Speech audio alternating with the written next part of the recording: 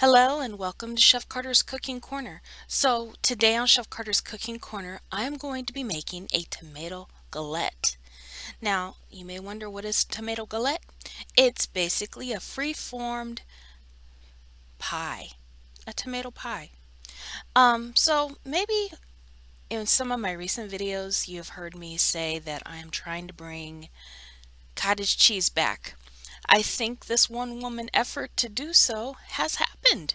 So I actually read an article recently that cottage cheese is making a comeback. And so this is one recipe I happened to find. And you want to slice your tomatoes. I'm using a mandolin, but you don't have to use any fancy gadgets. Just use a knife and slice your tomatoes as thick or thin as you like. A galette is supposed to be rustic. All right. So, and while you're at it, go ahead and like and subscribe to the channel. Like the video and subscribe to the channel.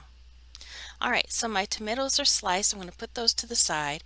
Now there's my cottage cheese. I'm going to add about a cup of cottage cheese to this bowl, and I'm making a cheese mixture. I have an Italian cheese blend. So it has Parmesan, provolone, Asiago, several types of Italian cheeses. And I'm going to add about a half cup to a 3/4 cup. You know, it's rustic. It doesn't have to be exact. If you wanted to use a full cup of cheese, go for it. All right, and then I'm going to add some pesto. And so you could put Italian seasoning if you like, but pesto, it has the Italian seasoning. It has a little olive oil in it. I added about 2 teaspoons, but I wish I had actually added 2 tablespoons because it needed a little more flavor at the end, but it was still good. All right.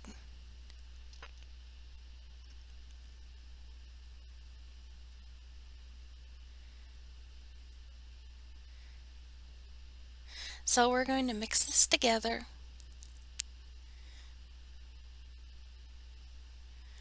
And then we are going to be putting it on top of the crust.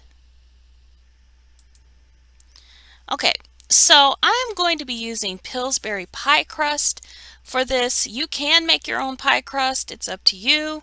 You don't have to use a name brand, but I just like this one. So it's up to you.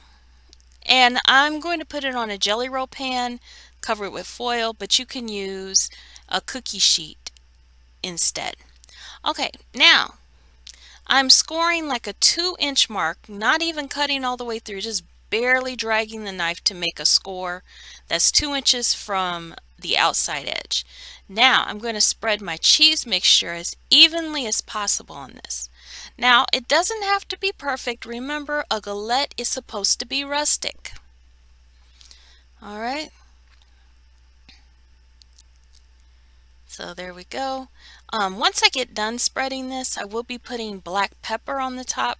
Now you can mix the black pepper as you mix the cheeses, but in this case I wasn't thinking and I forgot, and I'm like, oh, I should have put black pepper in there.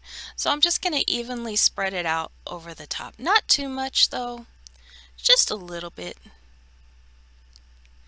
All right, can you see it's kind of going on there? All right, now once I get the black pepper on there, I'm going to put my tomato slices. All right, so I'm trying to do this spiral thing. Again, a galette is supposed to be rustic, so it doesn't have to be perfect. All right, and so how many tomatoes you want on this is up to you. If you just want a little bit of tomato, that's fine. If you want it piled 2 inches high with tomato, again, that's up to you. This is your galette. You make it as you like. All right, I actually decide after I'm like, oh, I'm done. I actually decided to put some more on there. All right, let's see. I actually had quite a bit of tomato left over, but I'll make sure it gets used up. All right, now once you get your galette filled with your tomatoes, you want to pull the crust up over and pinch. However you want to do it. All right. Then I'm going to put just a little bit of salt and sugar on top, and I mean just a pinch. And then it goes in a 425-degree oven for 30 minutes, and there you go. Isn't that beautiful? All right, and then I'm going to take some fresh basil from the garden. Check this out. So basil, we're going to slice up the basil, make it, it's called chiffonade when you make it into ribbons. All right, again, rustic, and there we go. So there's my galette, and it was really good. All right, it did seem like it needed a touch more seasoning, but I wouldn't put too much more in. You could serve it with a side salad, or just have it by itself. It's up to you. All right, well, thank you for stopping by Chef Carter's Cooking Corner. Remember to like, subscribe, share, and I'll see you next time. Bye-bye.